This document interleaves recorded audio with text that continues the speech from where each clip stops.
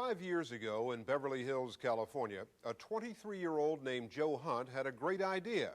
Get a dozen or so of the rich kids he went to school with to pool their assets and go into business. They'd call the company the BBC, the Billionaire Boys Club, and they'd go into things like commodities trading, automobile importing, high-tech machinery, and make themselves rich. But like most get-rich-quick schemes, this one went awry. Was it embezzlement? Was it fraud? No, nothing quite that simple. We, the jury, in the above entitled action, having found the defendant, Joe Hunt, guilty of murder. He was sentenced to life without parole in Folsom Prison, California, for the murder of Ronald Levin, a Beverly Hills conman who conned Joe Hunt and his friends. Hunt said nothing during his trial, never testified in his own defense. He says he would never kill anybody, let alone for money. That's one of the things that's so abhorrent to me about this whole thing. The money was never a big issue for Joseph Hunt. You just don't do that sort of thing. Back in the early 70s at the prestigious Los Angeles prep school, the Harvard School for Boys, he was the scholarship student surrounded by the sons of the rich and famous of Beverly Hills. There was Tom and Dave May, Evan Dicker. His pals Dean Carney, Ben Dostey, and the rest knew him as Joe Gamsky, a championship debater and kind of a studious nerd. But when he surfaced years later in L.A., he was Joe Hunt. To him, it had the ring of big money, as in H.L. and the Hunt brothers. So did the name of his new company, BBC Consolidated. What was the BBC supposed to be? Well, the initials started when we were back just hanging out together, and they stood for the Bombay Bicycle Club. And not the Billionaire? Never. Billionaire Boys Club? No, sir. Joanne Meltzer was one of the BBC secretaries. I thought they were just playing business, dressed up in their father's suits. I really just kept thinking it was a game to them. Playing business? Playing business, playing office. They were in at 10, lunch at 12, and out by 3. They worked a 3-hour day. They all lived in lavish condominiums and drove fancy cars. Where'd all the money come from? Some came from the boys' own pockets. But it turns out that Hunt's real talent was getting money from investors. He was operating as a commodities broker, bringing in cash and using it to fuel the BBC lifestyle. Cash from investors like Steve Weiss. He had a system that was top secret, that couldn't lose, that couldn't go wrong. Weiss and his relatives gave Hunt almost $1 million to invest in commodities. Why would anyone give that kind of money to a 23-year-old? He had an ability to convince, to charm, to impress. But what Weiss and the other investors in California didn't know was that back in Chicago, when Hunt was a trader on the Mercantile Exchange, he was suspended for improper conduct. I wasn't charged with taking anybody's money or theft or anything of that sort. I was charged with a technical rule violation of putting the same people's money in the same numbered account. That's absolutely not true. John Trollstrup was the head of enforcement for the Chicago Mercantile Exchange. He appropriated the funds. He stole the funds. He put them in his trading account, traded them, and lost them. This is a guy who sat there and told me with a straight face that he was just guilty of a technical violation. Joe is completely capable of telling you just that over and over again. And he would convince you if you didn't know otherwise. Steve Weiss knew nothing about Hunt's past. All he knew was that his money was gone. And I said, listen, you son of a bitch, there are only 2 of us in this room here. Why don't you tell me? You had no system, you fleeced us, you manipulated us, you lied to us. And I said, frankly, I don't give a damn what you think you might want to do to me, because I'm not at all afraid of you. I said, so you can tell me. And he never batted an eye, never blinked. Cool, cold, calculating, and couldn't care less about what would happen to anybody. It's just not within him. Hunt had to find some cash in a hurry, and he targeted Ron Levin, a casual acquaintance, as his next investor. Levin told Hunt he'd give him access to a $5 million account he had in a stock brokerage house. Hunt accepted, started trading on the account, and quickly made lots of money. This $5 million was run up to almost $14 million over 2.5 months, and I was elated. And The first thing I did was I had a big meeting with the BBC and said, boys, we've had a wonderful good fortune. I made $4 million. Now, obviously, some of this has to go to our investors. So we're going to separate about $1.5 million there. And you, Tom May, you get 400,000 of it, and you get 400,000. We divvied it all up. Now, but there was nothing to divide up. What Hunt didn't know was that Levin himself was a con man. And as most cons go, this one is a little complicated, so listen carefully. Levin had gone to a stock brokerage house and told them he was making a television documentary about commodities trading. Said he wanted the brokerage house to set up a mock account for his production company so that he could chart the emotional highs and lows of a young broker, namely Joe Hunt.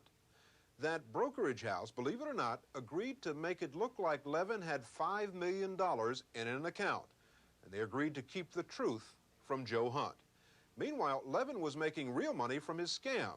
At the same time he was conning Hunt, he was using those bogus brokerage account statements to con other investors into thinking he was worth millions, so he could borrow real money from them. so this is a fellow that's playing the game 3 moves out. And I'm fatuously just running along with the very basic thought that I make this person money, he pays me, he has every interest in it because he wants to make more money with me. That sort of a basic. The bottom line here is you were ahead. Yeah, I was running around thinking I had $4 million coming to me, making business decisions on it that ultimately affected 80 investors. Hunt decided to get even, to murder Ron Levin and get the money Hunt thought he was owed. BBC member Dean Carney is now in the witness protection program. His face can't be shown. Carney told police that Hunt had let him in on a detailed plot to kill Levin with the help of BBC security chief Jim Pittman. Carney says that Hunt and Pittman went to Ron Levin's apartment in Beverly Hills, forced him to endorse a $1.5 million check over to Hunt and the BBC. Then they shot him in the head and dumped his body in Soledad Canyon. But to this day, no body has ever been found. When Ron Levin's mother first reported him missing, police weren't that surprised. Her son was facing a number of indictments himself for fraud and may have simply left town. But Mrs. Levin says he'd never do that. Well, my son and I were so close. I spoke to him at least 3 times a week. I stopped by his house once or twice a week, and we've been that way all our lives. He just couldn't be anywhere in this world that he wouldn't get hold of me. Shortly after they reported their son missing, Mr. Levin got a phone call from Joe Hunt. He wanted to know if he could come down to the apartment. He left some papers in Ronnie's apartment, and could he pick it up? I says, no, I don't think so. I'm not letting anybody into this apartment. Soon after that, Levin's father found those papers that Hunt seemed anxious to get his hands on, and he told a police detective. And I said, you know, I have a piece of paper, some paper that I found, that it's very puzzling to me. And he said, what is it? I said, let me show it to you. And when I showed that to Officer Zoller, he said, that's what I'm looking for. What Mr. Levin had stumbled across was a 7-page list in Joe Hunt's own handwriting, apparently detailing a plan for the elimination of his son. You drew up this list, right? Yes, I did. Why? I drew it up as a prop and a plan to try and keep Levin from taking advantage of the BBC for a 3rd time. Hunt says he and several of the BBC members drew up the list merely in an effort to scare Levin, not to hurt him. So you went over with this list? Yes, I did. The 7 pages which said tape mouth, handcuff, put gloves on, kill dog, emphasis? Yes. We tried to... Handcuff? It was supposed to be very lurid, and that was about as lurid of things that we could think of. To frighten him into what? Coming up with the bucks for you? No, absolutely not. See, this was just, Levin, get out of our lives. The bottom line with this list here was that I'm involved with some guys who are prepared to kill you. No, sir. It was a prop to indicate there was a plan of extortion, not murder. If somebody goes in here and you read this, you're going to tape my mouth, you're going to handcuff me, you're going to put gloves on, you're going to scan for a tape recorder. Right. It's obvious you don't want anyone to know who's doing this. You're going to kill the dog, for emphasis. Right. If you want some cooperation or you want some money or whatever, why are you going to kill the dog? I mean, that's a threat. I would read that as a threat. Oh, absolutely. If I'm Ron Levin, I'm going to read that as a threat. Okay, so that if I don't give in to you then after you kill the dog, then what are you going to do? After you handcuff me and I don't give in, what are you going to do then? I'm going to say, screw you. Let me answer that question for you, Ed, because it's the key question. The first thing is, you're thinking of this as a list for action. Like, you're showing it to him as a list for action. I'll show you something, if you allow me just a chance, because this is the crucial issue, and I'm glad you give me the opportunity.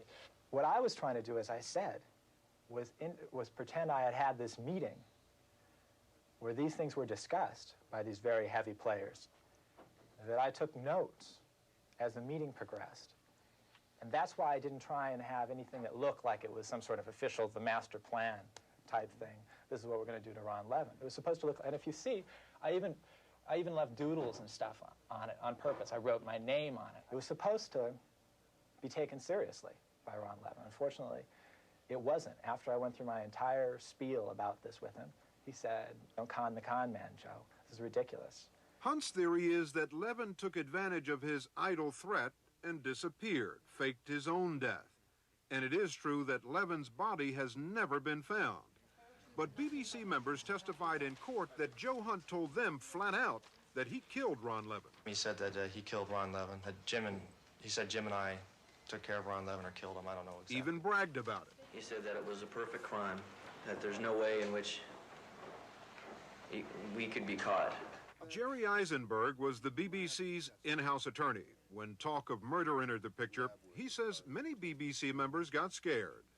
I know a lot of people have slept with guns next to their bed for quite a while. What? Oh, yeah. Oh, yeah. Who?